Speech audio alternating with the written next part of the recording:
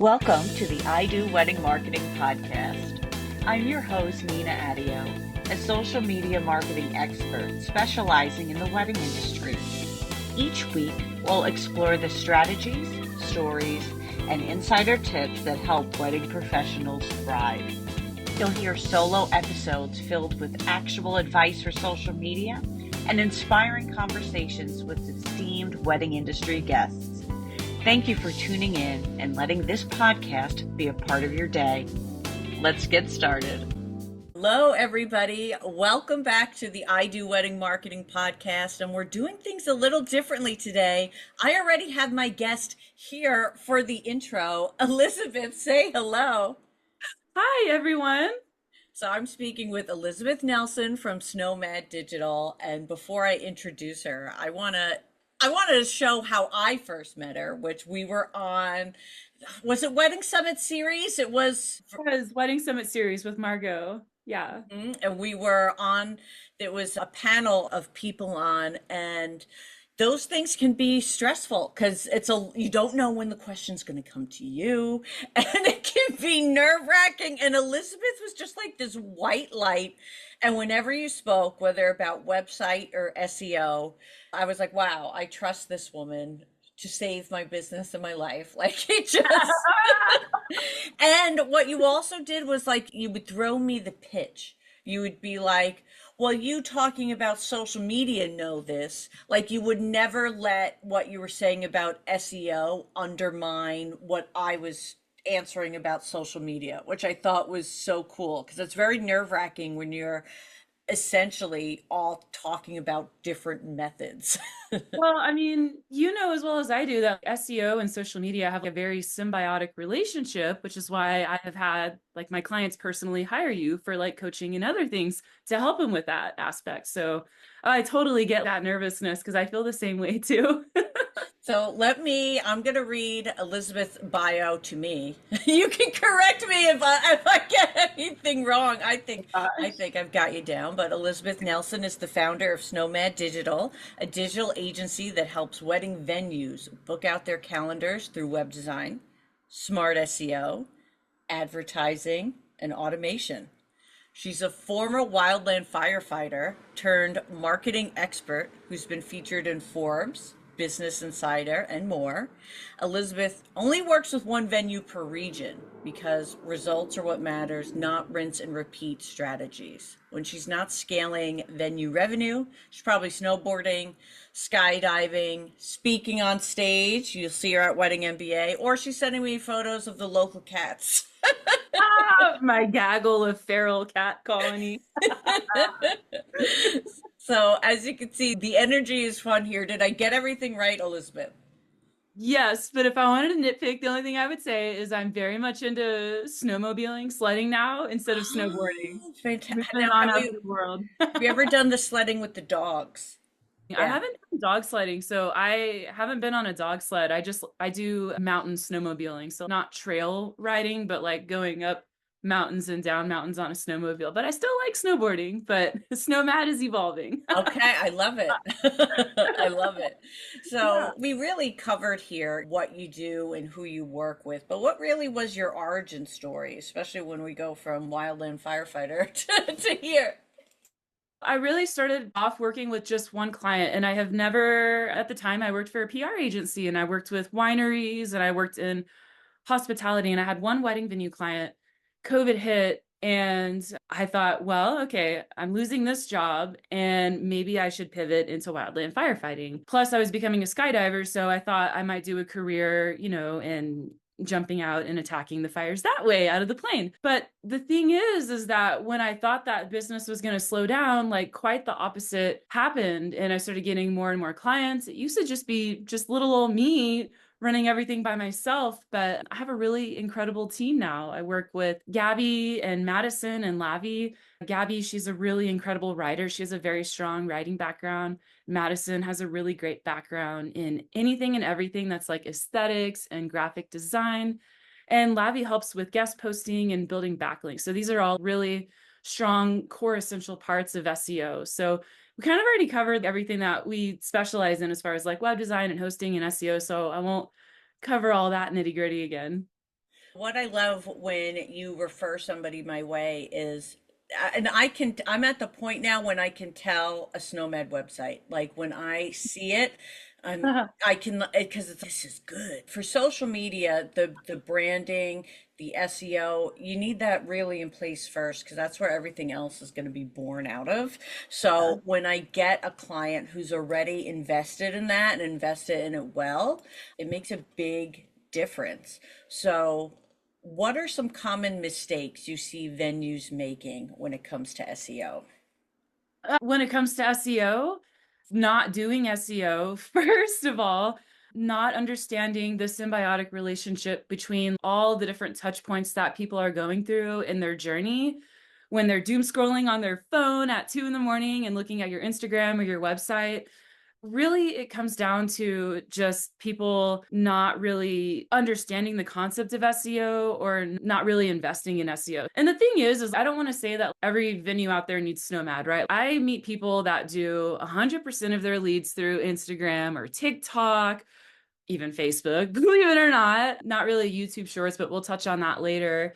And so really the only mistake I would say, like on top of that, is if you haven't tried SEO or if you haven't looked at how many people are searching for really niche long tail keywords in your area, all inclusive wedding venues in Nashville or dog friendly wedding venues in Teton Valley, then you really don't know like where you're missing the mark as far as SEO goes. And you take this a step further and you've spoken about how there's not just SEO in the traditional sense, but social media SEO. So can you talk about some mistakes people may be making there? Oh my gosh. And I'll say this over and over again. I love it when my clients hire you because it makes everything that I'm doing like stronger and work better because there is that really symbiotic relationship between SEO and social media. So a lot of things that I see clients doing wrong on social media is just kind of blindly following trends that have nothing to do with their venue, making really beautiful posts, but there's no keywords, there's no context, there's no location, not optimizing their profile. Simple things like having your wedding venue and your name and like your location and your bio and your captions, and really just having this mindset that like social is like a different funnel. Because the truth is you have people that are going to all these different online places to look at you and to establish that trust in your venue and really just looking to learn more about you. They visit your website, they visit your Instagram, they visit your TikTok. And if everything is not really cohesive and branded, then it's not going to pass the vibe check with couples these days. Let's just be honest. And then I would say like one of the biggest mistakes I see clients making is just trying to do social media on their own and not hiring a coach you to help them understand all these concepts that they might not be getting, because it really is so much more than just like, oh, I had a beautiful wedding or a style shoot. Let's slap some photos up and have it be the same static thing on all these different platforms like YouTube Shorts and TikTok and Instagram. Those would be the main mistakes. I could probably divulge in that more, but we'll just leave it at that. Yeah, no, I think that was already a lot to cover because you are just like on that initial panel where we met, you were very supportive of social media in the scope of SEO. So, what are other ways that you, as a web designer and SEO expert, feel that social media supports SEO? Wow. Too many ways to list. I mostly work with venues, but this applies to all vendors across whoever's listening to this, right? Across the realm, you photographers and planners and everyone out there. But a lot of times what I see is if you have like a completely different copy and vibe going on your website than you have going on in your social media, it doesn't really make sense and it doesn't really create like a branded, polished version of what you should be presenting to the world. It's very competitive in the venue world right now. Couples are taking longer to make choices. They're being more selective. There's all these different things going on. And people are going to social media to establish that trust and to make sure that everything that you're saying about yourself on your website and everything that you're writing in your blogs and everything you're doing is really reflective in real time on your stories and like everywhere else.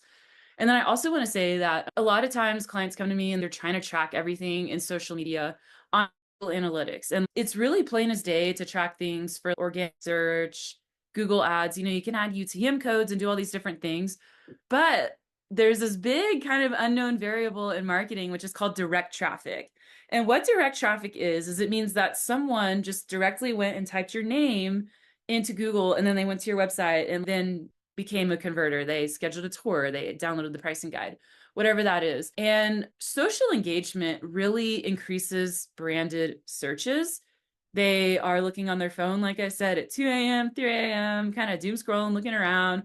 And then they come back later, maybe during the day or some other time, maybe on a different device. Maybe they're on their big girl computer like we're on right now instead of on their phone. And they go and directly, type your name in and then become a converted lead. And I've had clients like Mountain House and Richfield and other clients that have hired you. And I've seen a direct correlation, not only in the social traffic that's coming to our website, but also in the direct searches. And so even though direct traffic is technically not attributable, in the sense that they started somewhere else and it wasn't able to track the IP through to the conversion, knowing that they're working on their social and they're doing such a great job and they're getting all these impressions and website clicks, I know that that's a really big impact for direct traffic.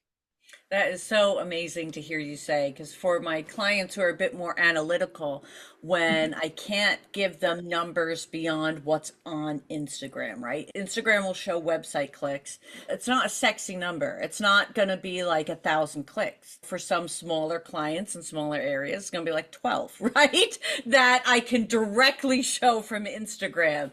But the brand awareness does so much more. And to have someone like you say that to me means a lot. And to everybody else, if you're looking at your analytics and feeling down, don't, because it's doing so much more. It's hard to get people in the zombie scroll to the doom scroll to click away from their feed to your profile, then click from your profile to your website and leave Instagram. It's not always going to be immediate like that. If you have enough brand awareness, it could come like you said, where they've heard so much about Mountain House that they're putting it in the search bar. Yeah, and another thing that I see is when I go into different keyword tools like Ahrefs and SEMrush and Search Atlas, like I can also see a direct correlation in the amount of people that are just searching for that brand name going up 20%, 30% a month. So it's just really cool to see. So I'm glad that you touched on that. Yeah, I mean, well, you threw the pitch. Again, you threw the so, but you have mentioned things evolving with the booking time frame of couples. I personally think there's more competition than ever, too, on top of it. So, how are the ways that couples are finding venues changing? Oh, That's the answer. Just deep sigh. such a look okay, okay, let's put my seatbelt on for this. So when it comes to Google, search isn't really just about keywords anymore.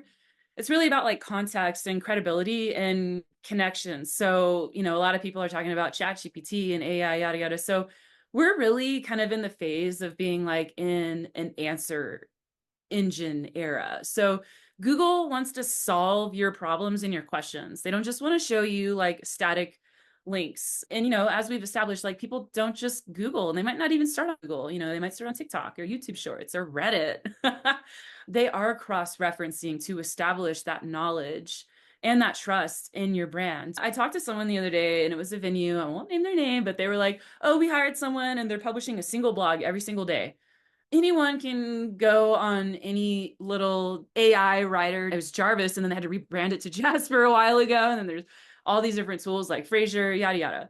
And the thing is, like, anybody can crank out and just like have a word salad AI blog just kind of like spit itself out now. But Google does not really rank AI soup, and it will if it's like a really low, like keyword difficulty, like a 2 or a 3. But what they're really looking for is refreshed content. So if we're talking about wedding venues, make sure you're adding your year in there. Make sure that you have original insight. Make sure that you actually have structure to the blog and real word expertise. And most importantly, a human touch to it.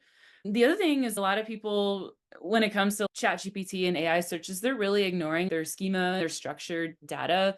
That's really like the secret sauce. So structured data is basically like how you kind of spoon feed like Google your content. So you have like FAQ schemas and how-tos and articles and products and events. And it's what makes your content on your website eligible for rich results and snippets. So if you're not, using schema or like adding local business schemas and FAQ schemas and how to's and everything to your blogs, to your content, you're just kind of leaving rankings on the table. And schema isn't just for that. It also feeds the knowledge graph. And I can kind of touch in what that is more later if you want me to, but it's basically like Google's internal map of entities, people, places, brands, and how they all relate in this atmosphere. So Google doesn't just rank words. Like I said, it doesn't just rank keywords, it ranks entities, your brands, your reviews, your social presence, you know, all these different websites that are mentioning you across the web. That's how it builds that trust. And so the knowledge graph is kind of like Google's brain. And so if you're in it, you're part of the conversation. And so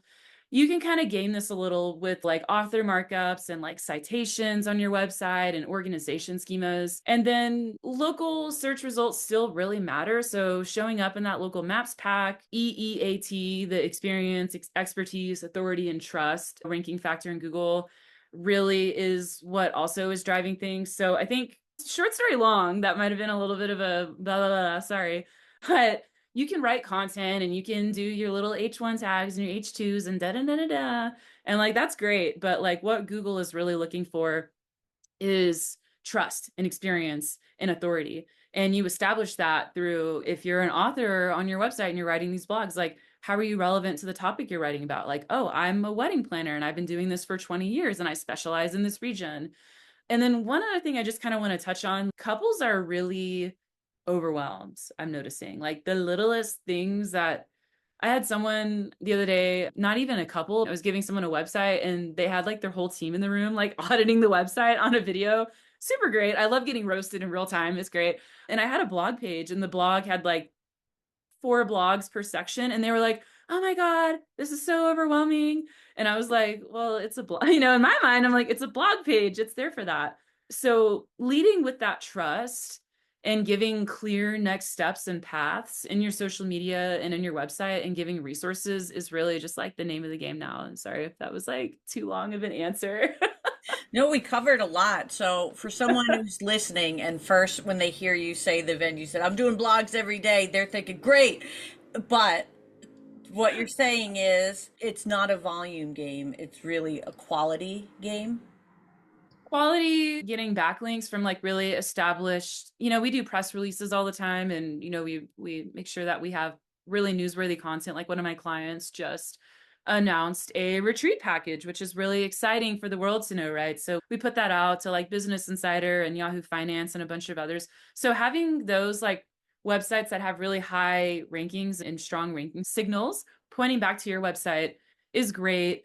Having an author page is really great. Having lots of Google reviews and replying to those reviews, even those 1-star reviews, because you had a Karen get married, you have to reply to those, whether you want to be snarky about it or you want to own up to something you did wrong. Those are all the things that Google is looking for, instead of just saying, oh, you mentioned this keyword 40 times on this blog and you stuffed it and you had it in your H1 and your H2. Google is so friggin' smart. It's really just looking for all of that relevance in, like I said, the knowledge graph. So that's my long answer. Well, speaking of Google, how do Google ads fit into the mix here? Oh, well, a lot of my clients run Google ads. I would say all my clients run Google ads. We do SEO, we do Google ads. Google ads are a really great way to kind of supplement organic. What I've noticed doing this for almost 10, I've run Google ads for even longer than I've worked with venues. I've been running Google ads like since I was in my 20s. So I've been doing this for over 10 years. And what I've noticed is people are more likely to convert if they find you organically, like if they discover you. But that's not to say that Google ads don't matter, because I see a lot of my clients getting tons and tons and tons of discovery and conversions and scheduled tours and bookings from Google ads. But what's really great is if you're starting out, SEO, it just takes a little bit of time to get going. And once you really get going, it really starts to kind of have a snowball effect. And so Google ads are already at the bottom of that funnel. You're literally targeting people that are searching for all those long tail and those niche keywords that I was mentioning, and they're searching with intent. And organic and social, they build awareness and they kind of drive that too, because people are using, like I said, TikTok and Instagram and YouTube Shorts largely as a search engine. And I also want to mention that another reason social media is so important, just to touch on this just one more time, maybe not just one more time, but I'll touch Keep on it it again. coming. Is, you know, as people, the reason I've been like really emphasizing the social aspect is now, and it's not really even recent, but Google is now indexing a lot of like short form video content in their search results. And you would think that they're prioritizing YouTube Shorts. And I think that they are. It's just that people aren't really on YouTube Shorts. And I know that I'm kind of like digressing away from like the original Google Ads question, so sorry. But it kind of builds into like what shows up in the organic search results and the social and everything. That all builds a lot of awareness and establishes trust. And then as far as how it fits into the broader spectrum of everything for a wedding venue, when it comes to your Google Ads, you have to be really careful who you hire, because what I've seen a lot of times is people will just hire someone that doesn't really understand the wedding venue industry. And that's not to say that you have to hire me specifically, but it's just being very conscious of who you are hiring, because a lot of times people that have a background in Google Ads are coming from like e-com or something, and they're going to just put you everywhere. Let me ask you a question. Have you ever been playing a game on your phone or like using an app and a pop-up came up? Yeah. It's annoying and you're trying to click away from it. Yes. Okay. So, you know, there's search ads on Google, which is where I want my clients to show up, where they're showing up on Google. And then there's all these other types where you can show up on YouTube or like pop-ups and all this stuff. And that's definitely what you want to stay away from.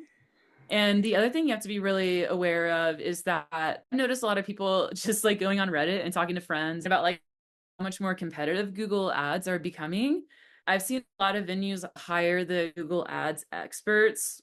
These are people that email you every single quarter and they say, "Oh, I noticed that your ads totally suck and I'll totally help you make them better." I hate getting those emails. I feel like I'm getting thrown under the bus, but like really all those people want to do, they don't actually work for Google. They're outsourced by a third-party company and they come from all over the world. And like really their main thing is to put you on a PMax campaign, increase your budget, and just throw spaghetti at the wall basically when it comes to that. And like what I focus on with my Google Ads is making sure that everything is a vibe. It has high search intent. Maybe I'm going to go for best wedding venues near Kansas City, you know, for my client, you know, the Pearl. And I'm going to make sure that the copy is reflective of that. I'm going to make sure that like the landing page is reflective of that. So, you know, venues might have all these different aspects about them. Like I work with a venue that is it's a destination venue and it's kind of remote. It's called Villa Beza and it's up in Wisconsin. It's kind of on a remote lake. And, you know, we have all these people that are coming from all these different regions across the Midwest. And so we create a landing page for all these people that have different search intents that are kind of relevant. Maybe they're searching for vineyard, you know, wedding venues. We want to make sure we show up for that. And the landing page is reflective of the gorgeous vineyards.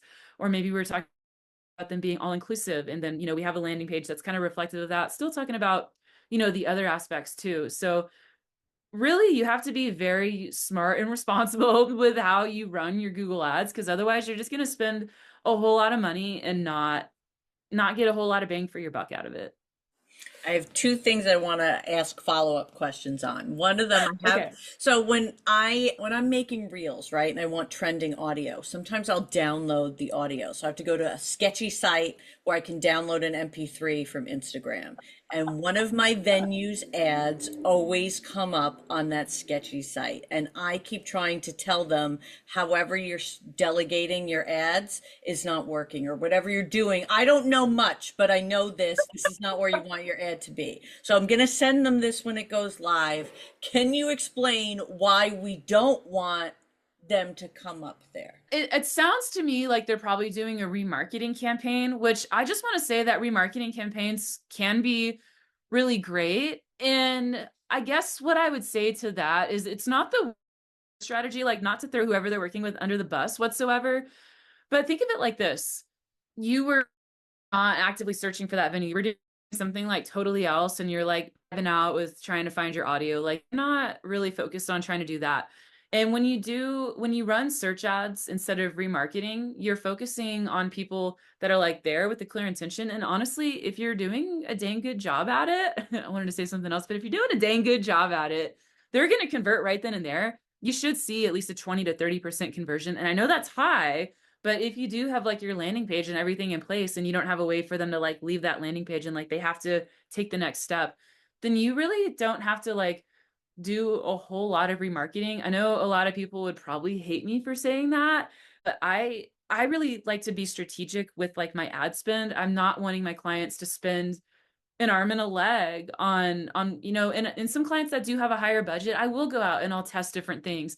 But if we have a lower budget, I'm really going to respect that and really just focus on like what I know is absolutely going to work. And having pop-ups on a website or like little things that are here or there like on the side, nobody really likes that anymore, number one. And number two, like if you're on a desktop, most people have like an ad blocker set up anyways. So case in point. I'm glad you also mentioned the landing page in this, because then, first I'm trying to convince them to do these ads, and then I have to tell them like, oh, and by the way, you're going to need a landing page, which is something separate from their website. So can you just talk a little bit about that for those who don't really understand it?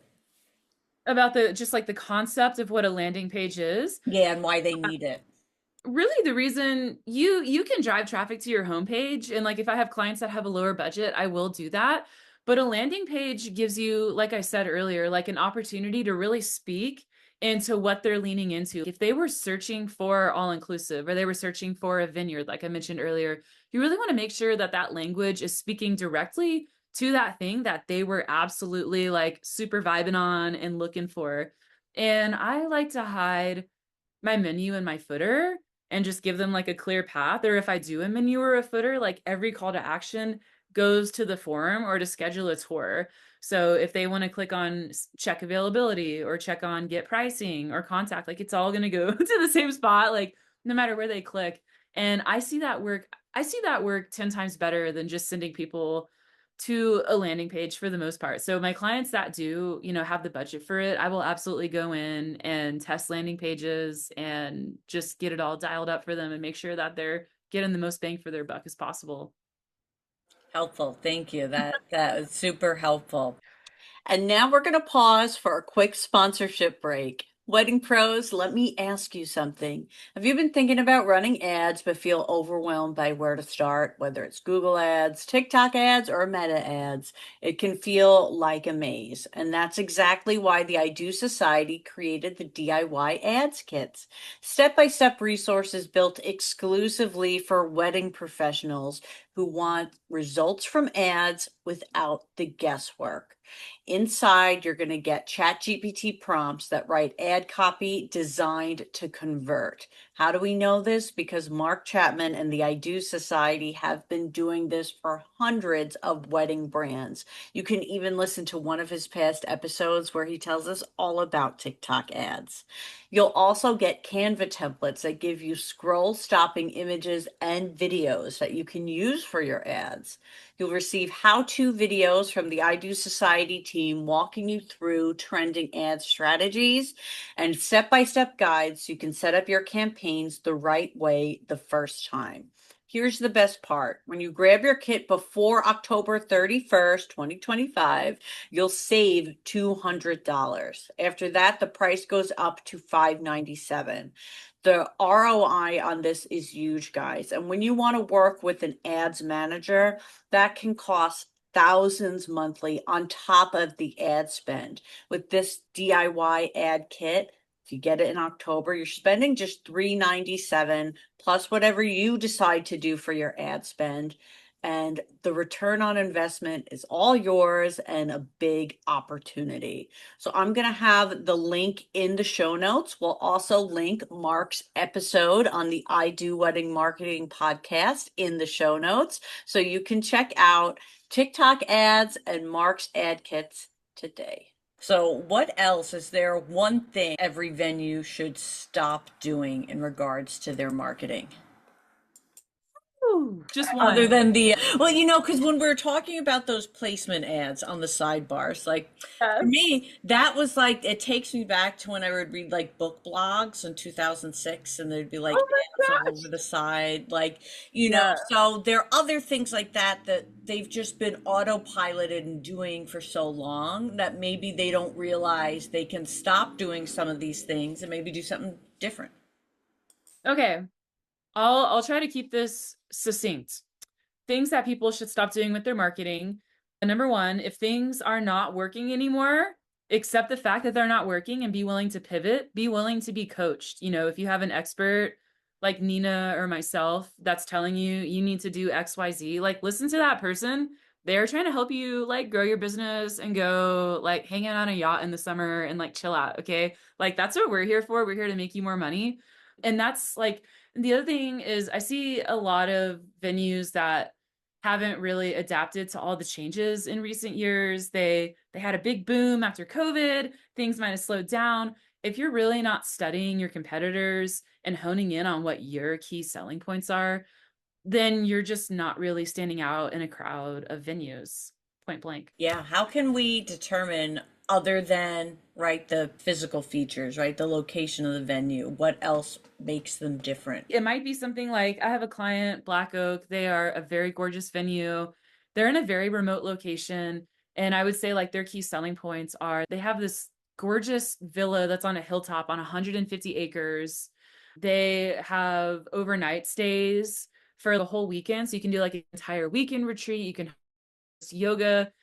It's really it's really not even you, the venue owner, coming up with your key selling points. It's you listening and hearing what people are saying in the reviews. And if it's something really generic, like you have great customer service, I have really bad news for you. Everyone has to have great customer service. So it really has to go beyond that. Like whatever it is, whether it's that ceremony spot or something, maybe you have like the most dialed packages. Or like I have Ridgefield, who I talked about earlier, offering the retreats. They are all inclusive, but it's not like that cookie cutter, like fish, chicken, like dried chicken, like vibe all inclusive. It's definitely like a really upscale food experience. Everything is locally sourced, and the flowers are locally sourced, and there's a mushroom farm, and they get oysters at the bay and stuff like that, which is super awesome.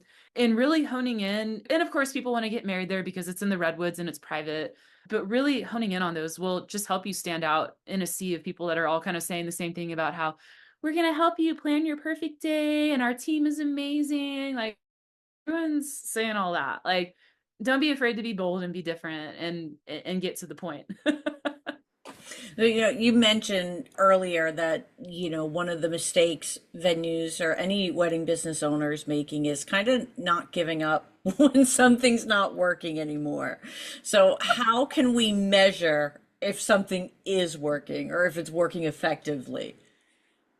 I think the easiest way, number one, like, are you getting more tours, more bookings? If you're getting more tours and not more bookings, like something's not clicking on the tour, something's not clicking in the messaging you were sending them. But like from an analytical standpoint, it's going through your GA4 platform and making sure that you have a unique UTM code for every different platform that you're sending. For my Google Ads, I have a different landing page and I have a tracking code. So like when I go into analytics, I can actually go and look at like, okay, how many people filled out the form for my vineyard ad or my all-inclusive or my targeting Twin Cities couples ads and see who's filling that out. And then I do work with a company that has a CRM called Nurture Pro, and they take that even a step further. They actually add in like the booked tours and the booked weddings into Google Analytics.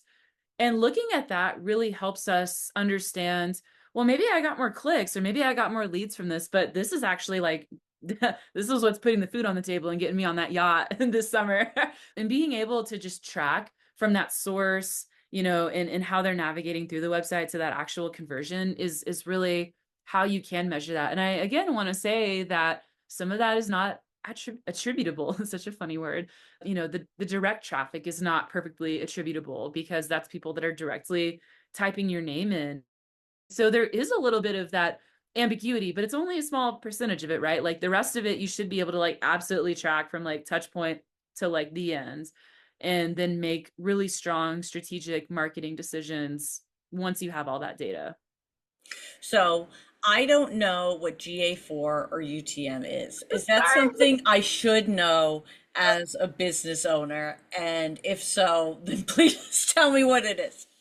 So a UTM is just like a tracking code. Like it's funny, like I'm trying to think of like what the actual word is, and it's something weird like urchin tracking model or something. And basically what that is like you add a little gosh, how can I explain this in lay terms? Like you add a little bit of text to your URL, and it generates a new URL, and then you add that URL to your campaign. And so when people click on that, it takes them to that URL. And so that URL is now trackable in Google Analytics, which is what I meant when I said GA4. I'm so sorry that I abbreviated that. And so so that's what helps you understand the source or the medium where people are coming from. So I can go on and see, like I said earlier, add a UTM, and I can see I might have 3 different ads in an ad group on Google Ads, and I can see which one they clicked on and converted. Does that kind of make sense? Yes, Okay, absolutely, perfect. absolutely. And I'm sure it will be good for me to know what these things are. So, so what do you feel are strategies that are actual needle movers for bookings? Because that's what we all want. Everything we touched on, social media, SEO, but like to go a little bit deeper into that, I see a lot like behind the scenes videos doing really well, like adding a little bit of like that human touch to the venue instead of having just like perfectly curated content. Like I saw one of my clients the other day sent me a video of her just doing like a leaf blower, and like I was just dying laughing because I was like, this is like what they have to do. But like if you can get that couple to like really genuinely like touch with you and like understand that like you're going to give them like a beautiful professional wedding, but like there's real humans that are like here and like doing all this stuff behind the scenes to work with you. I think that works really well. One thing I love is, and I encourage my clients to do this, is to get a video testimonials. I think having a website is great and having your beautiful pictures is like really wonderful. And everyone can do that now, but actually sitting down with a couple and getting them to do a video review and having that content will help establish that trust factor because it's coming from them. I mean, Google reviews are great because Google will rank your local maps pack higher if you have more reviews and better reviews. But having those video reviews really help people convert on your website, on social media. I like to see also like venue walkthroughs from couples. I love seeing that on TikTok. Like a person would be like, come with me to take a tour of XYZ. Something cool that I've seen work really well recently is I have a client that she's kind of in the middle. I don't want to say like nowhere, Tennessee, but she's like right on the border of Tennessee and Alabama. And so she has clients coming from Huntsville and Nashville. And what she saw before is that clients coming from Nashville weren't converting because they were like, it's too far of a drive every time. Too far, too far, too far. And she's an amazing client and she's very coachable and she like listens to what I tell her. And one thing that she did that was really incredible recently is she put together this amazing resource where she has a video walkthrough of all these different Airbnbs around the area and shuttle services and all these different ways that you can like make it really easy for your guests. And what we're seeing is the Nashville couples that are coming, they're feeling like more comfortable and safe, right? And they're trusting us more. And instead of not addressing that head on, like that fear, we're addressing that head on and being like, we know it's a far drive, but you're going to love it here more because of XYZ. And then we put together these resources for them on the website so they can go look at it and be like, wow, I can eat here and I can have my rehearsal dinner there. And like we have a map set up for them. So again, just like really providing resources. If you're not all inclusive, couples, we touched on being overwhelmed earlier, like couples are going to come to your website and they're going to be like, I don't know what my wedding's going to cost. Like you might provide them your venue pricing. They have literally no idea what their wedding's going to cost. And you might lose them if you don't capture their information like early on in the funnel as they're trying to figure out like, I'm going to have a $10,000 wedding and I want 150 guests. And then later realize that they're being totally delulu and they need like a $30,000 to $40,000 budget. And so one thing I see my clients do that I help them put together is we put together what I call the Goldilocks spending guide. And what that is we take price ranges of like our low, medium, and high range vendors that we work with, and we put it in this really beautiful magazine, almost like a pricing guide for couples. And it helps them understand that they're in control, they're driving. So if they want to pick like low end catering or high end photographer, they know exactly what things are going to cost them. And they're totally in the driver's seat making those decisions. Because, a lot of couples might turn away if they're, see a venue's not all inclusive and they're afraid of having to like make all these decisions.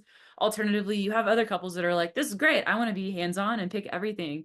But either way, like you're kind of holding their hand a little bit through that process and just like helping them not only trust you a little bit more, but just like kind of establish that authority and expertise that you have in that. And I just want to say that all these different things that I'm talking about You don't have to be sitting in front of your computer doing this all day. Like you can totally automate all that and just be one and done with it. And just a couple other things that I'm seeing work really well recently are doing sending out timelines when people are feeling really overwhelmed, and also sending out soft date holds. So like they come and take the tour and they're kind of like, yeah, just giving them a soft date hold and just having that micro commitment, I see working really well with Gen Z. Interesting, because right now, especially with it kind of being less competitive in terms of the volume of couples, I think venues can consider being more flexible on doing that. Because I know in the past it was kind of like a no-no to do it, but there could be more freedom to do it now because things aren't quite as competitive with certain dates as they were a few years ago. Yeah, and like I gotta be honest, I don't really follow what coaches and other people are saying in the wedding world a whole lot. Once I get the couples into the funnel in my sister company, Nurture Pro, like I can go in and like look at these conversations. Not only does that help me understand like if I need to change verbiage or things that I'm doing with my marketing on my ends, but I can also go in and see what are they looking for? What are their fears? What are they scared of? And so that's the only reason I mentioned the soft date hold, because I know I've told that to a couple clients and they're like, ah, and I'm like, well, okay, you do you, if you don't want to. I'm just letting you know what I've seen working with some of my other clients that are really wanting to hustle it out and meet all their business goals this year. Yeah, absolutely. And I think now is kind of the period for trying new things. And I'm sure people listening are hearing a lot of great ideas, but maybe are getting overwhelmed because they don't have the budget for all of it. So if there's a smaller budget, where should they focus first? I would say, if you're like a venue and you're starting out or you have a smaller budget, even just getting up like a very easy Squarespace website, like anybody can build a Squarespace website these days. It's very easy, like drag and drop. And I would say, like, if you have a small budget and you're doing your social media in-house, I think it pays tenfold to have a coach like you come in and give direction on hashtags and content and strategy and copy and tone and all these different things, because you might think, oh, it's expensive to hire a coach or it's expensive to do this. But can I tell you something that's a lot more expensive? Wasting all your time and money and energy on doing things that aren't working and aren't driving the needle. And then you're sitting there like, oh, like this isn't working. What do I do now? And really just making sure that like you do have Google Analytics, GA4, set up on your website so that you can test where that traffic is coming from. You don't need to spend a lot of money on directory listings. I had a client yesterday and she reached out to me. She's like, Elizabeth, this TV channel wants to do an advertisement for us. And it was like $6,000. And I was like, listen, yeah, there's so many different people that are watching TV and none of it is your niche audience that you're looking for. You're casting this to married people, grandmas, grandpas, everyone. And when you do focus on having your social media curated and having content that speaks to couples and making sure that your website is curated and making sure that if you're just doing one of those things, making sure that it's really curated to that audience and not just spending a lot on a directory or like a TV ad. Like, oh my goodness. I was like, girl, please don't do that. That's a lot of money to spend for a TV ad. Any client I have in New York will get this message of first they're being invited on this talk show and they're very excited. And then so they say, yeah. And then it's like, great, it's $5,000. And it's like, you just invited me on your talk show. Now you're telling them it's paid. And so I hate it because they always get really flattered and excited. And then they find out it was just an ads pitch, essentially. I get those all the time. I just ignore them now because I'm like, no. Yeah, but I hate, like, I know they are, but it's like my clients don't, and they think I'm not doing my due diligence, or they get excited about this offer, and then I have to be like, actually, she wants 10 grand. No, I totally get that. We grew up with the internet, and so we kind of know to look out for these scammy things like that. I have clients all the time, and they'll email me and be like, oh, someone said my Facebook profile is going to get suspended. And I'm like, hey, Oh, look yes, at the yes. email address. That is some sketchy email address. But no, I totally get that. The excitement that initially comes in. And then they're like, oh, hey, by the way, like I have people do that to me all the time. They're like, wow, you are such a cool, great web designer. Can we feature your stuff? I never look, and then I'll go look at the website and it's like $10,000 for a placement. And I'm like, girl, I'm not spinning that. Yeah, yeah. And so that's just a tactic that to me I feel is kind of mean, right? Because it's like playing with people's emotions. But in our industry specifically, what are other trends that you think are just overrated right now? I would almost just say the word trends itself maybe could even be overrated. I am not one to like chase trends per se. You know, my thing is focusing on what's changing in the algorithm. What do I need to rank? What are other things my clients can be doing to support their growth in my work, investing in their social media, being coachable and needing to pivot, you know. So as far as like trends are concerned, I'll just kind of touch on what I touched on earlier, which is if you're a venue and you're posting about top colors of 2025 or wedding tip advice, please stop, full stop. It's not on brand. It doesn't really have a purpose. What you need to be focused on is your content pillar and how you're establishing authority about being a wedding venue and searching for wedding venues and things to look for wedding venues and how you fit into that. And also just chasing like social trends or audios that have absolutely no relevance to your brand. If you're a luxury venue and you're posting memes or really tacky audio on Instagram or TikTok, just know that's really not creating like any trust or any like cohesiveness in your brand that like we were touching on earlier. But yeah, that and like I told you, blogging without any sort of content keyword pillar and clusters and hub strategy, it's really just kind of a waste of time and honestly a waste of energy too. And that's a relief to kind of be like, look, I don't need, right, to focus. You have something you don't need to Yeah. do, right? Which I think we all want less to do. We have a lot of listeners, Elizabeth, Yeah. who are they're 1 to 2 years in their business. So we have a lot of seasoned listeners, but there's also some who are new. So what would you recommend to them to focus on as they're starting out? Set up your website, set up Google Analytics, make sure that you're tracking everything in Google Analytics so that you do have that clear picture of where everything is coming from. And then I would just say off the bat, you have budget shoppers, middle shoppers, and luxury shoppers.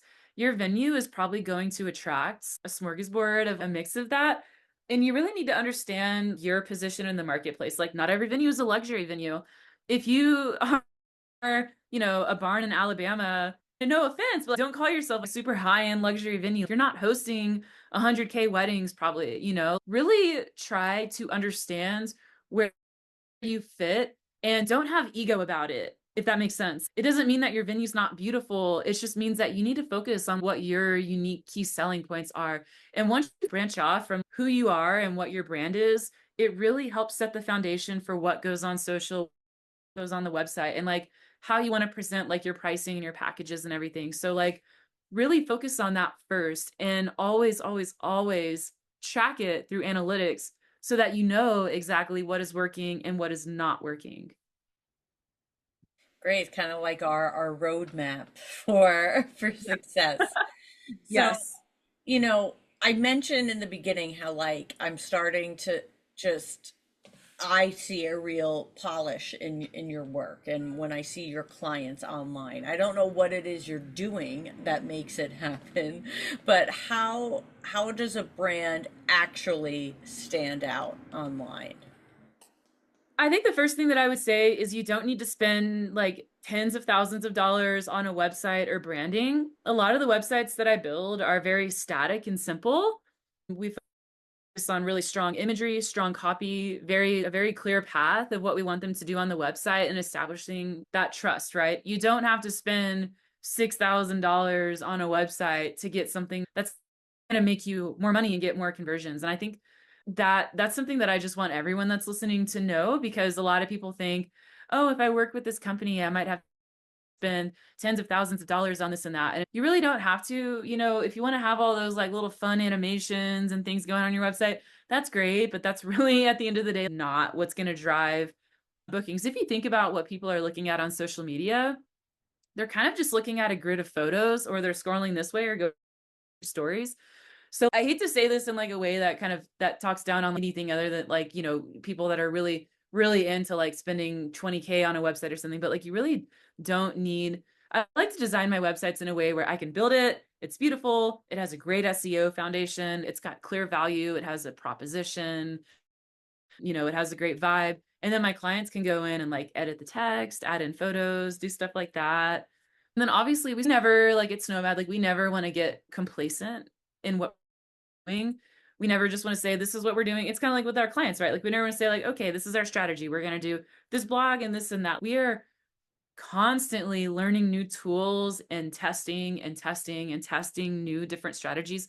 Once you get to a point SEO where you can learn all the foundations and do all that, but once you get to a point where you're like testing, there's really no guidebook for that, if that makes sense. You're kind of like up here and you're with all these other people that are doing SEO like in other industries, and like you're all just kind of like testing different theories that are happening. And so we always want to make sure that we just never get like too comfortable doing what we're doing. Like we always want to be providing something new and valuable to our clients, and they honestly have no idea what's going on the scenes. And honestly, they shouldn't. They should just be totally hydrated, completely unbothered, and just like rolling in it, right? And then I guess I would say the other thing that kind of makes what we do stand out online, and I feel kind of weird talking about this because I feel like I'm like gloating about our websites and stuff, but we just try to make it really, really easy for couples to get to what they're getting to. So one thing we do is we install heat maps on the website. And if we see people are like clicking on something that's not meant to be clicked, or they're like scrolling and trying to get to something and doing a click back, that helps us understand how people are navigating through the website and what changes that we can make to improve that experience for all future website visitors. I really want a t-shirt that says completely hydrated and totally unbothered. That is just like such a mantra for me. And my cat came to visit, which he like never does. So I'm so he jealous. must sense that you're here. That's the crazy cat lady on there said I had to blur my screen because I have all these cat towers and everything around my room, and like lock the cats out because they'd be climbing everywhere. So funny. So, I just want to, for those listening, it, can they only work with you if it's the full kind of where they're doing everything, website ads, SEO, automations, or do you have individual things as well? We do. I mean, we do a la carte Google ads, but most of the time clients come to us because they're like, we want to work with you and we want to make more money.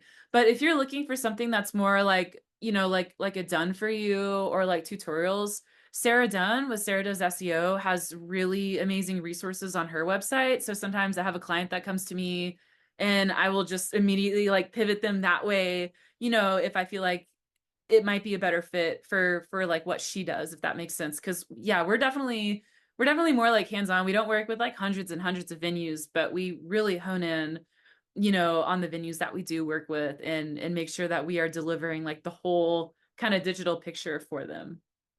So if somebody's ready to work with you, where should they go? You can DM me, or you can go to my website and fill out the contact form. We It's June 27th, so we're about to go back into waitlist mode. So Wow. I'll put that out there. Yeah. Yeah, so yeah, get on the list. Doesn't hurt to get on the list, and I'll have Snowmad Digital linked in the show notes. If you go to their Instagram, you'll get to see Elizabeth's cool icon. What's the story behind that icon? The icon, do you mean like the Gravatar photo? Yes. Or okay, Like the one of you, the where it's Gravatar. like Oh, you, but it's not a real photo of you. Like the icon. I do you know when like yeah, do you know when like the AI like Lenza was like really popular and it generated like a ton of cool different photos of you, like being a fairy or a Yeah. warrior, stuff like that. I just saw that one and I was like, I love it. I'm gonna stick with that one. It's become like, it's now how I picture you. Like, so, Oh my gosh. I don't look like that most of the time. I just got done with Pilates, so I'm like a hot mess right now. well, Elizabeth, thank you so much for being here. You really covered so much and gave us so much good value. And so I hope you guys will follow her on Instagram. They are posting. I know you weren't always on social, and now you are, and I love Abby is posting. I am not Abby. posting. I just post my cats on my story. It's a perfect blend. It's the perfect blend. The cat's in the story and Gabby doing the good content like this that you guys want to see. So thank you for listening. All of Elizabeth's information and for Snowmad Digital is going to be in the show notes. And I will see you next time, next Wednesday on the I Do Wedding Marketing Podcast.